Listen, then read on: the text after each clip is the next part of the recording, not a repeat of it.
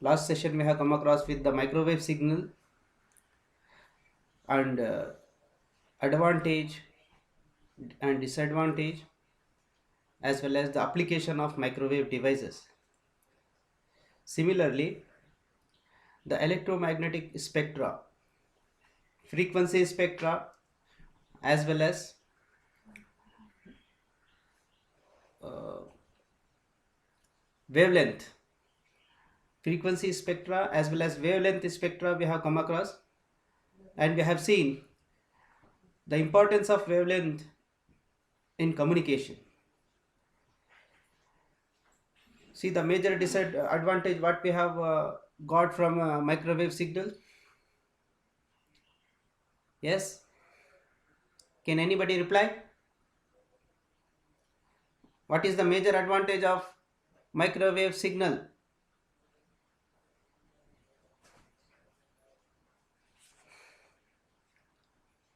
Yes, more bandwidth is required. Good.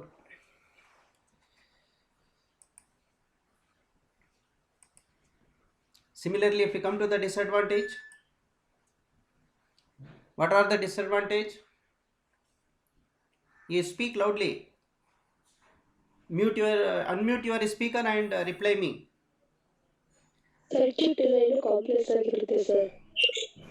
Right. Good. Similarly, if we come to the application, what are the application of microwaves? Telephone communication, team communication, medical diagnostic ಪರ್ಪಸ್ಗೆ, military application, walkie talkie ಎಲ್ಲ use ಮಾಡ್ತಾರೆ sir. Good. So yesterday we have come across with this. Now let us move on to the waveguides. Today we are come across. We are going to see the waveguides. What are waveguides? What are the different types of waveguides? And how the waveguides works in microwave communication.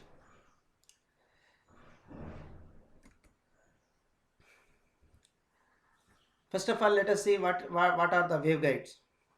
See, a hollow metallic tube of uniform cross section for transmitting electromagnetic waves by successive reflection from the inner walls of the tube is called waveguides. A hollow metallic tube of uniform cross section for transmitting electromagnetic waves by successive reflection from the inner walls of the tube is called waveguide. Basically, it's a metallic structure, empty metallic structure. Inside we don't have anything. So whenever we feed electric energy or electromagnetic waves, the waves are going to be propagate, or waves are going to travel in the hollow tube by successive reflection. It's going to reflect as soon as it touches the walls of the waveguide. So that is how the waveguides are going to be used.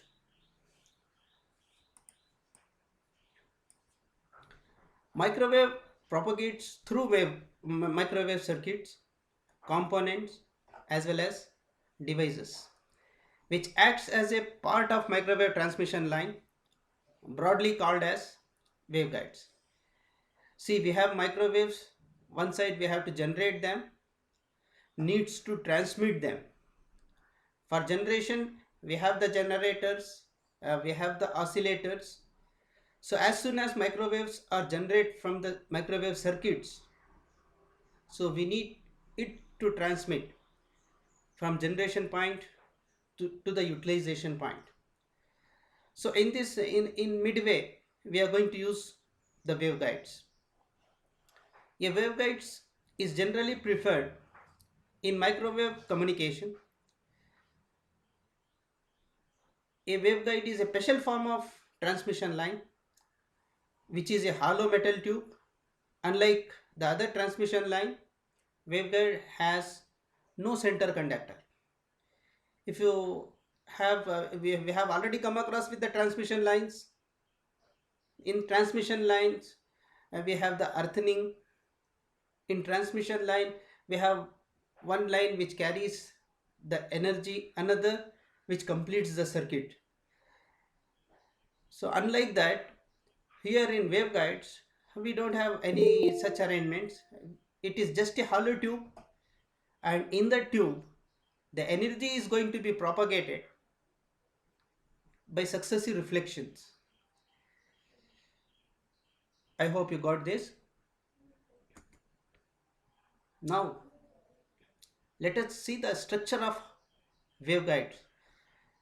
So the practical waveguides, what we are going to use in communication, you can have the general look. We have different shapes of waveguides. One, we have rectangular waveguides. Here we have circular waveguides that we can observe. This is circular one, this is rectangular one, and waves always going to propagate through the axis of waveguides. This is the axis from starting point. This is the starting point. So likewise the wave is going to be transmitted. So here we have the practical waveguides what we are going to use.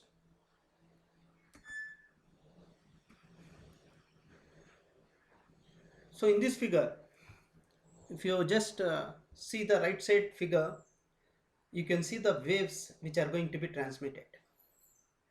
If we say any waves, basically in communication we are going to use electromagnetic waves.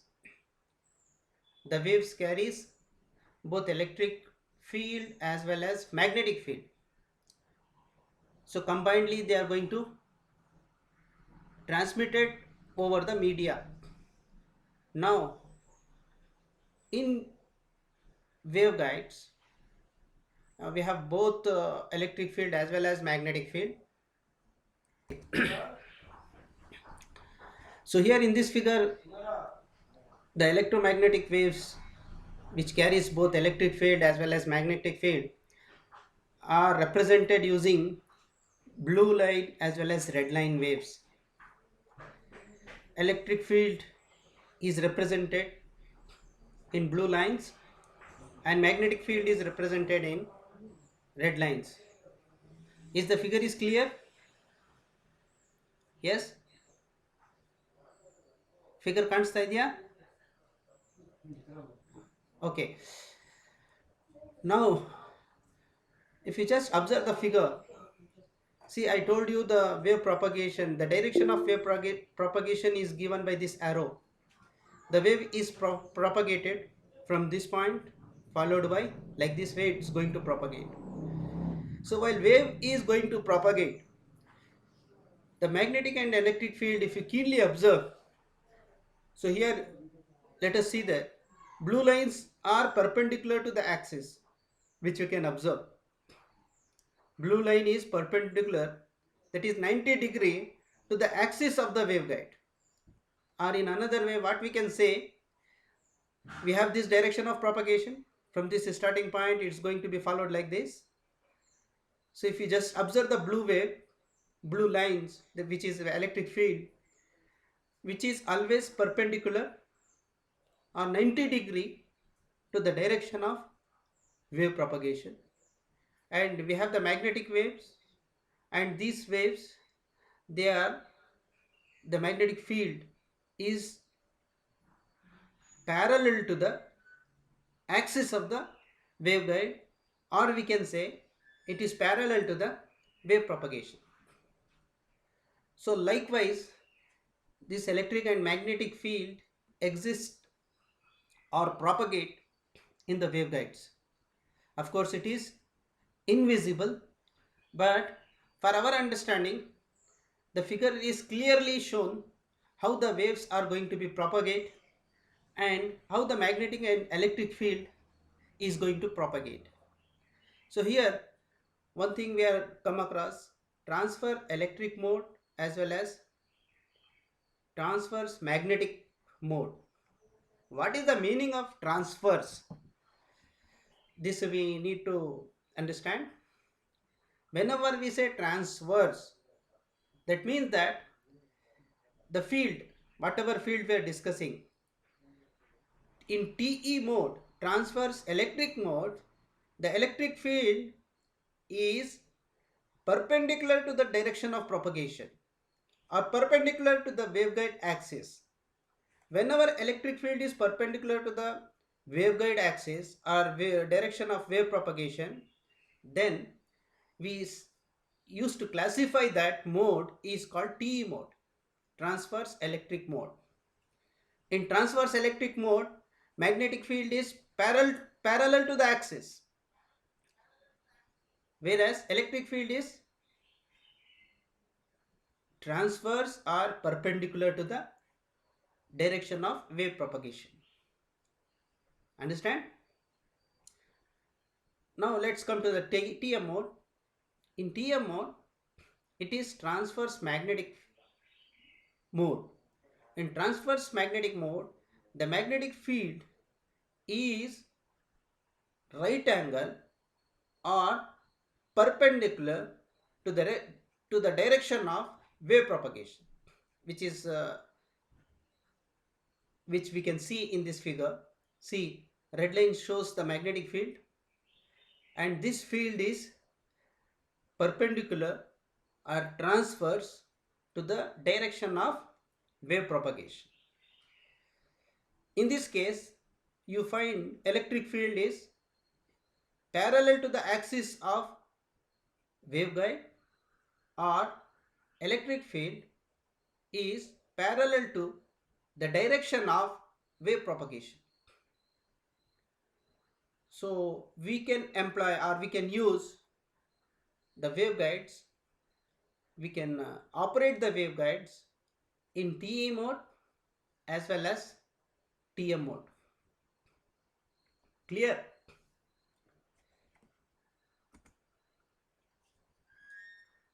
Now let us see what are all the main characteristic of waveguides. See, waveguides is not a transmission line which comes nowadays. It's from the early points of communication, we are using waveguides especially for microwave frequencies. So what characteristic waveguide possess? The tube wall provides the distributed inductance. So we have come across in analog communication in third sem, we have two kinds of transmission line parameters. One is distributed parameters, another is fixed parameters. So can anybody tell me what is the distributed parameters? What is the meaning of distributed? We have studied in detail in third sem of transmission line chapter. We have lumped parameters as well as distributed parameters. Two kinds of parameters exist in communication. Now, anybody have any idea about distributed parameters? Yes?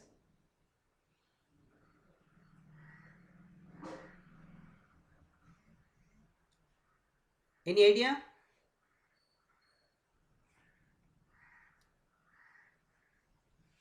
Reply me. Any idea is there?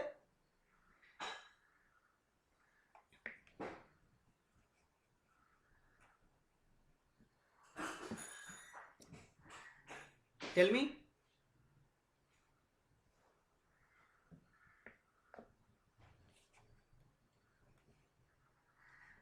No idea.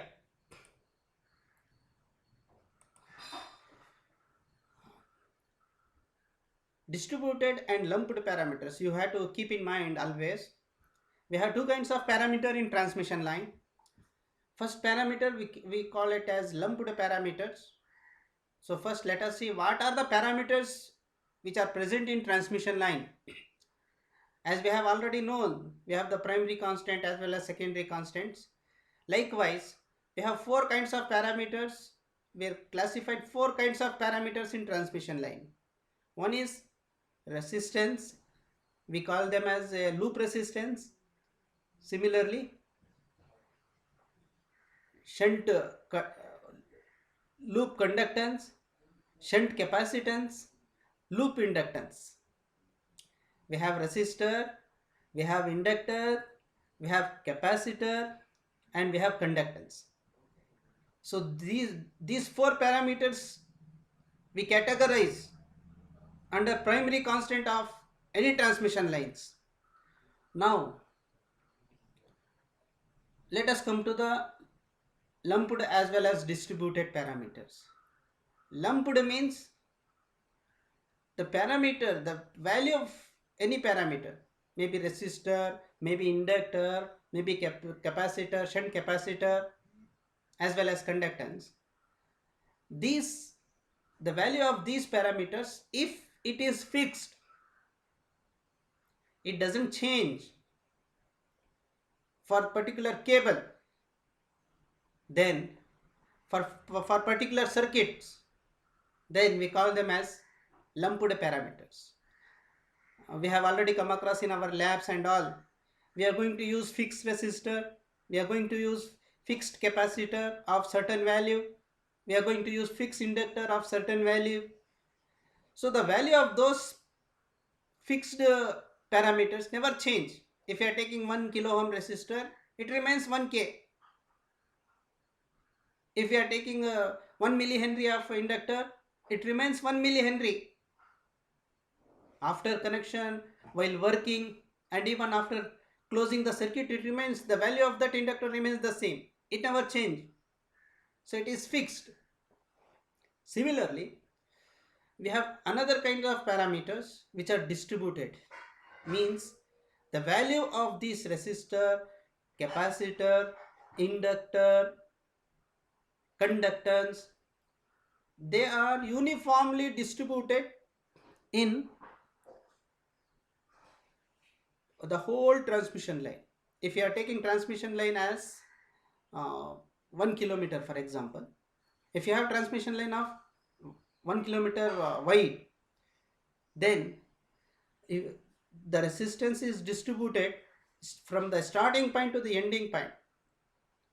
If you break that particular wire into 100 meters, 10 pieces of 100 meters, you find the same resistance will be there.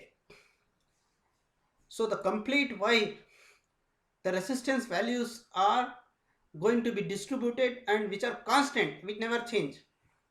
It is not that at the starting point of wire you will get some value of resistor, after some time you get another value. It is not like that. And we have uniformity from the starting point to the ending point. So if the values of the parameters are uniform as well as it is distributed from starting to ending point, that kind of distribution we called as distributed parameters. So that's why here the tube walls provides distributed inductance. Means the length of tube, it might have certain meters. In the whole tube, inductance is distributed such that the value of the inductance is same at the entry point, midpoint, as well as exit point. So all the 3 points you find the same sort of inductance. You don't find the value of inductance is changed from starting, it has some value, and after some time, after certain distance, it gives another values. It's not like that. So the value of inductance remains same at any point of the microwave tube. So that kind of distribution we call as distributed parameters. Distributed, we have the distributed inductance, we have the distributed capacitance, we have distributed resistors. So they are basically we referred as the parameters of transmission line. So one thing is clear. I hope it is clear for you. Is this clear? Yes? Okay. Let's move to the empty space between the tube walls provide the distributed capacitance. We have the empty space between the tube walls provide the distributed capacitance. So generally what we think is when we have two conductors and in between them we have the dielectric, then they are referred as capacitor. So it is not that we have to physically see the capacitor. We should realize the effect of capacitor. So here, as we have seen from the previous slide, so here they are the hollow tubes. Here the field is being represented. If you just remove the field, it is hollow or empty. So empty hollow tube acts as a dielectric media for the conductors or the walls or between the walls of waveguides. Between the walls of waveguides we are having dielectric media, which is basically air in this case. In between we have dielectric, and up and down we are having conductors. So likewise in this scenario we do have the capacitance effect.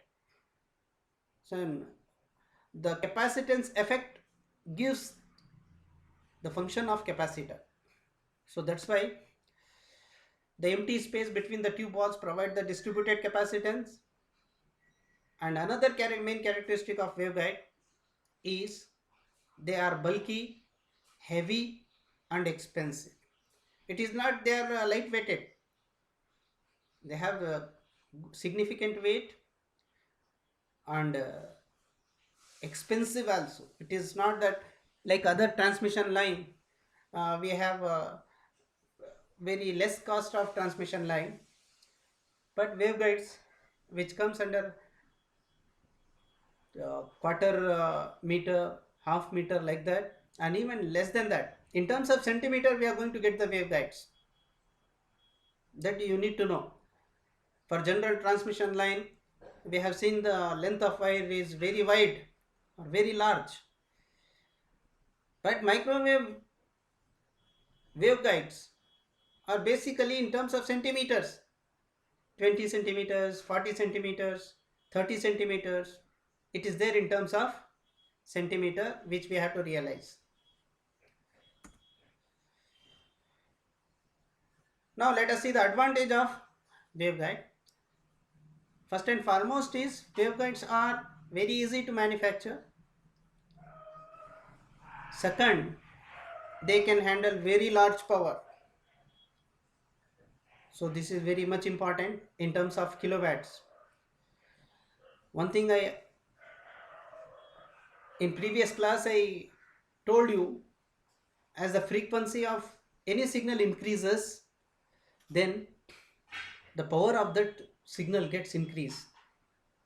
In terms of waveguides, first of all, the frequency itself in terms of gigahertz, which is beyond the extended high frequency EHS band. Very high frequency we are utilizing at one side, parallelly we are sending very high power. So these two parameters can be easily handled in waveguides.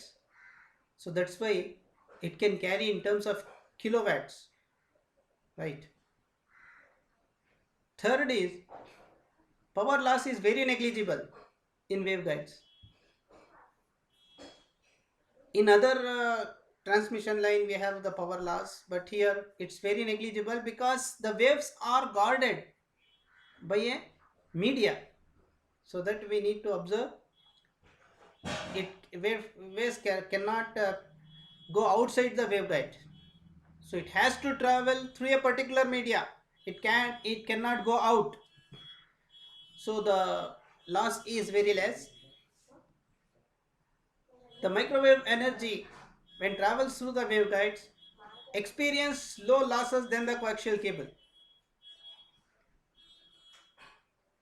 Compared to any other cable, it experience very less loss or lower loss. We can observe that these are the very important and significant advantages of waveguides. Now let's have a look at the different types of waveguides. You are seeing in the figure, which are very earlier waveguides we were using for the microwave transmission. You see one guy is standing at the table, another guy is standing at another point. So here they are demonstrating waveguide in one meeting in 1938, and they were using 1.5 gigahertz microwave signal which is passing through 7.5 meter flexible metal host registering on a diode detector. So you see this guy is handling the waveguide. From the waveguides, this is the oscillator where the microwave energy as well as frequency is generated, which is passed through a tube-like structure and which is being taken to the waveguides. This is the actual waveguide. This is one figure we are having. Now similarly, you can have the weave for different types of waveguides. We have the crystal mount waveguide, rotating joint waveguide, elbow type waveguide, press wiring unit waveguide, similarly metered elbow waveguide, unidirectional breadboard couple waveguide, bulk hood Fiench type waveguide, unidirectional narrow band waveguides, similarly 90-degree twist dB type waveguides. So these are the different waveguides. Just have a look. If you just see the waveguides, one thing is very clear for us, that the waveguides are very short in length. Don't confuse, they are very short in length. They always comes in terms of centimeters. Now here you see the coupling also. We can add two different waveguides.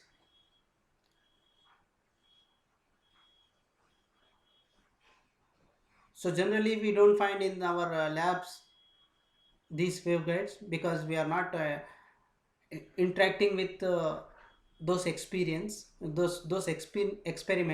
That's why we don't have waveguides in our labs. Just have a look. Now let us see the different types of waveguides. We have rectangular waveguide, circular waveguide, elliptical, single ridge, double ridge type of waveguides. So here for the different types, it is being depicted in figures. One is a rectangular waveguide.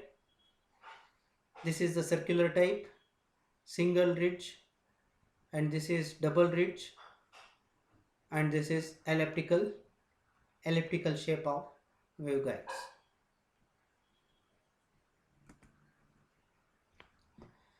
If you come to the application side,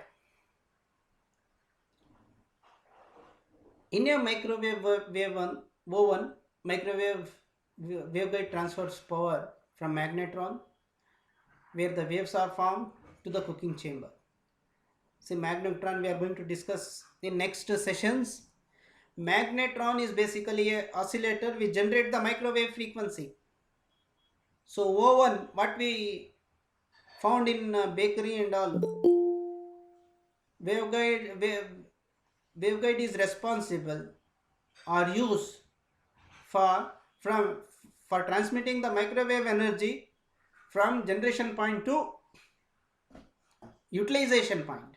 Generation point is the oscillator, which is magnetron, and the energy is being sent through the waveguide to the point where the energy get utilized. So I told you the microwave energy is used for heating of any food items in microwave oven. Second, application of waveguides in radar systems. Waveguide transfers radio energy to and from the antenna. So we need to transmit as well as receive the microwave energy in radar system. To transmit the energy to the antenna, radiating antenna, the energy is going to be fed through the waveguide. Similarly, from the antenna, the energy is received through the waveguide. That we need to observe. And in radar system, the impedance matching is very much required, as we have already come across. If you have the source and load impedance equal, or if they are matching, then only we can transfer the maximum power. If the load as well as source impedance mismatch, then expected power transmission cannot be realized. It cannot be practical. So that's why we are going to use the waveguide for transmission as well as reception. Parallelly, it acts as impedance matching device that we need to observe. It matches the impedance from the source as well as load. Third application is it commonly used to connect the feeds of parabolic dishes to their electronics. We have the parabolic antenna, dish-like structure, and we have seen the feeders to them. So energy feeding is going to be done through the waveguides so that the maximum energy can be made possible to transmit from the parabolic reflectors. Fourth thing is it is used in scientific instruments to measure optical, acoustic and elastic properties of the material and object. First of all, we are going to measure the optical parameters. Acoustic means sound parameters, elastic parameters. So all these properties of any material or any object can be determined or measured by using waveguide instruments. So these are the application what we can extract from the waveguides. Now let's have a look for the difference between transmission as well as transmission line and waveguides. I already spoke to you. We'll go through that. Transmission line supports transverse electromagnetic waves, but waveguides, they can support either TE or TM, not both. In transmission line support both TEM wave, whereas waveguide supports only either TE or TM mode. All frequencies can pass through it, but waveguides only allows high frequency, which is microwave range. Transmission line, one conductor transmission. Here waveguides are categorized under two conductor transmission. Reflections are less in transmission line. See here we have the transmission through the reflection. The transmission is based on the reflection. That's why we have the reflection. Transmission line, it has the characteristic impedance, but here we have waveguide impedance, wave impedance.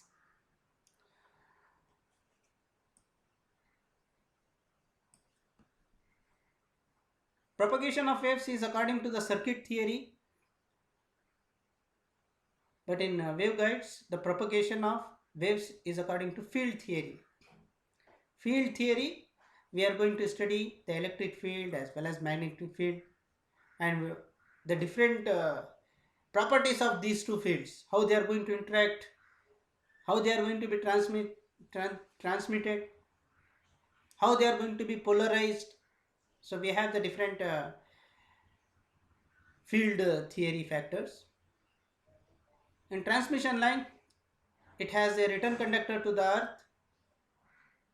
Finally, we have the earthing for the transmission cable.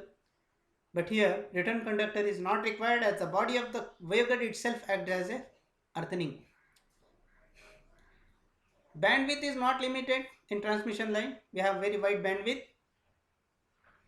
Waveguides have limited bandwidth, which supports only for microwave energy. Waves does not disperse. Here waves gets dispersed. So these are the differences. Is this clear? Have you any doubts with respect to these differences? Yes? Now we have the coupling mechanism. Coupling mechanism is nothing but how we are going to feed the energy, high frequency or high power energy or microwave energy to the waveguides. We have one waveguide structure. We need to impose, how we are imposing the high frequency signal into the waveguides is called coupling mechanism. So we have importantly two kinds of coupling. One is probe as well as another is loop coupling. These two couplings are measured, probe as well as loop coupling. They are nothing but they are the metallic wires. Basically they are metallic wires used to couple the coaxial line to the waveguide resonators to feed or extract the microwave energy. They have the couplers, they have the two functions. One, feeding the energy to the waveguides. Other is extracting the energy from the waveguides. Giving as well as receiving. Transmission as well as reception. It does two functions. It has to feed or else it has to extract. Basically it's a metallic wire, just like we have so many types of wires. When a short antenna is in the form of probe or loop inserted into a waveguide, it will radiate, and if it is placed correctly, wanted mode will be set up. So what we need to do is a short piece of antenna, very small wavelength antenna, we have to place at the entrance point. So that antenna is responsible to feed the microwave energy into the waveguides, or it has to extract the energy from the waveguides. The positioning of the coupling probes for launching the dominant mode. Dominant mode means we want energy, sufficient energy, electric field to be transmitted, where we have to keep that particular antenna. The positioning of antenna is very important. The positioning of coupling parameters are very important. Depending on the positioning, we are going to get sufficient and efficient energy for the transmission as well as extraction. So that is possible only when we keep the loop as well as probe inside the waveguide in a proper place. The placement of probe as well as loop is very important. So if we are properly keeping that, we can say that that waveguide is working in dominant mode. I hope this is clear. So in this figure it is being shown how the couplers are going to be work. You see in figure A, we have the coaxial cable.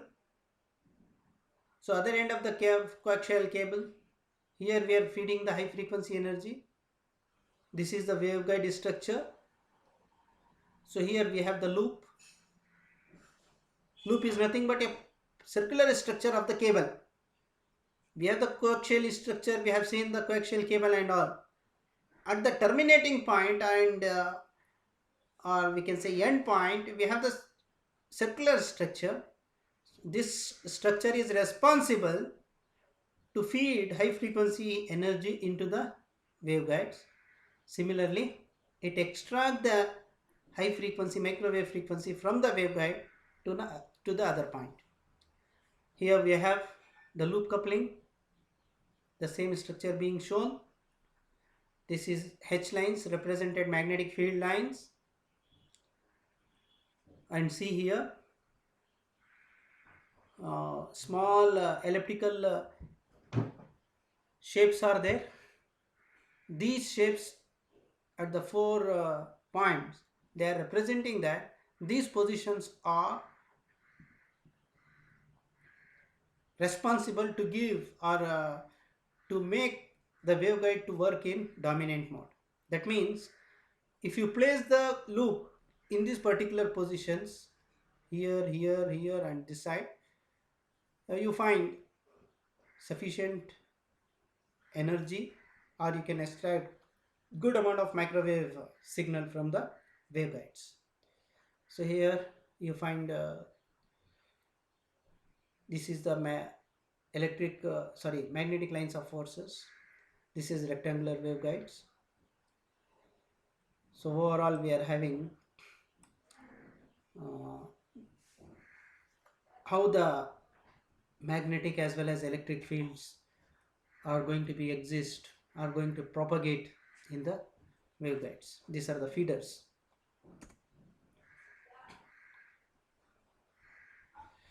Now how the coupling is going to be happen? What is meant by coupling? As I already told you, coupling is nothing but the coupling mechanism is nothing but the probe is placed at a distance from the short end of waveguide and center of broader dimension of the waveguides, because at that point electric field is maximum. Our intention is we want the maximum field strength. We need to place the probe at such a point, at such a place where we can either we can feed or we can extract the maximum energy, and this is possible when we place that probe in at the center point of waveguides. This probe now acts as an antenna which is polarized in the plane parallel to that of electric field.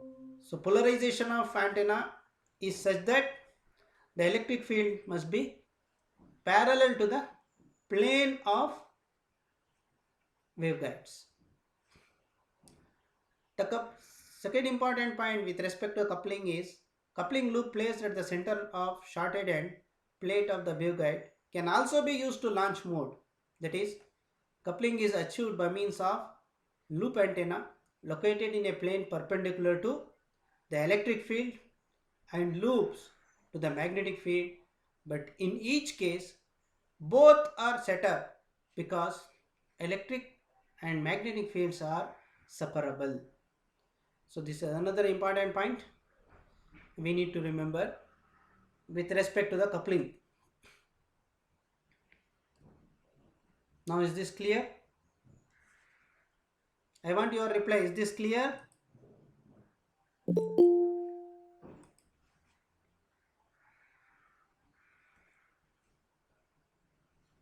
Is this clear?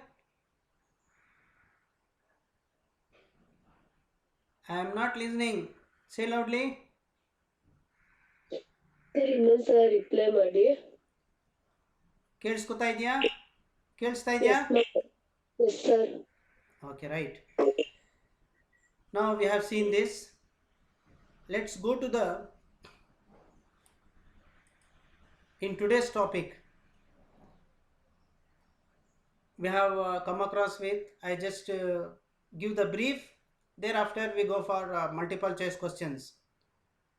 First we have come across what are waveguides, the structure of waveguides, Similarly, the coupling mechanism and the electric and magnetic field, how it is going to be propagate. So one thing it is clear, either magnetic or electric field are going to be used in transmission. That's why we used to say TE or TM mode, right? We have the two kinds of energy coupling we are going to use in waveguide. One is probe, another is loop coupling. In next sessions we are going to study in detail what is probe coupling and loop coupling and all. Now for the today's topic, I have some multiple choice questions. I will give you the questions. You people have to answer. Shall I start?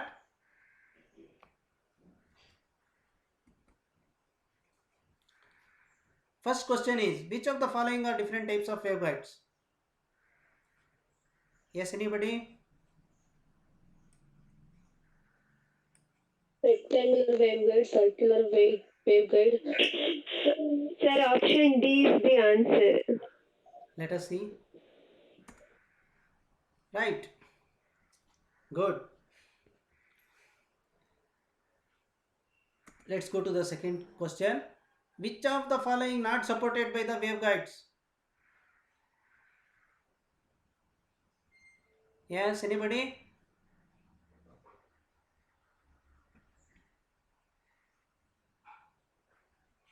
Yes? Are you listening? Which of the following is not supported by waveguides? I am not getting the reply.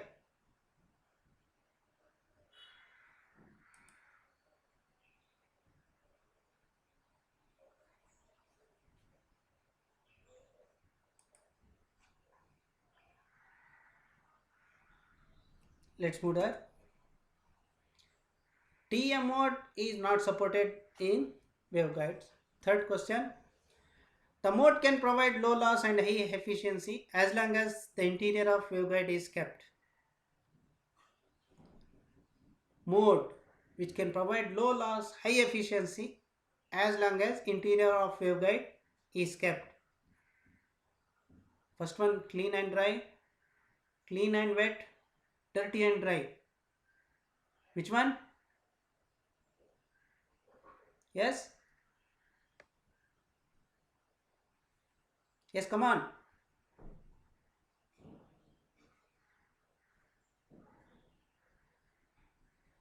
Are you getting?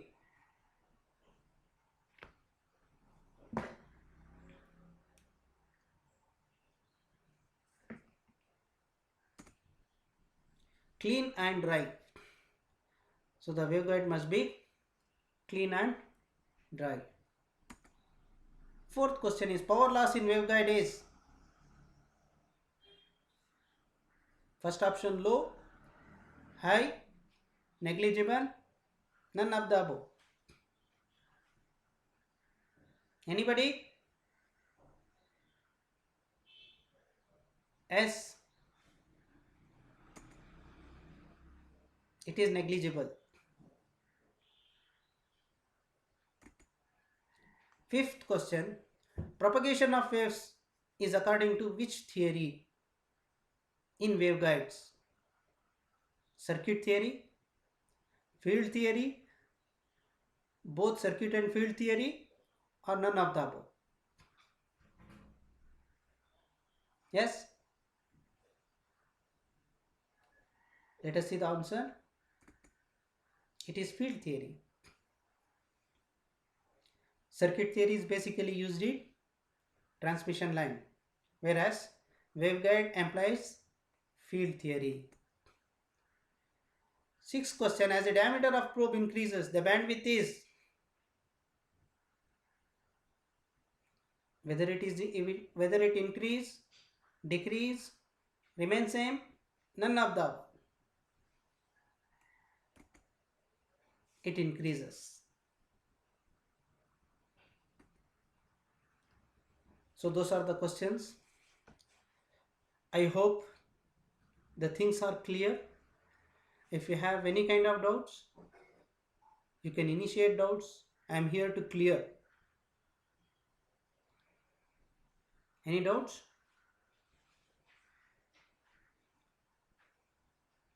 Okay, thank you. We'll meet again in next session with the next topic.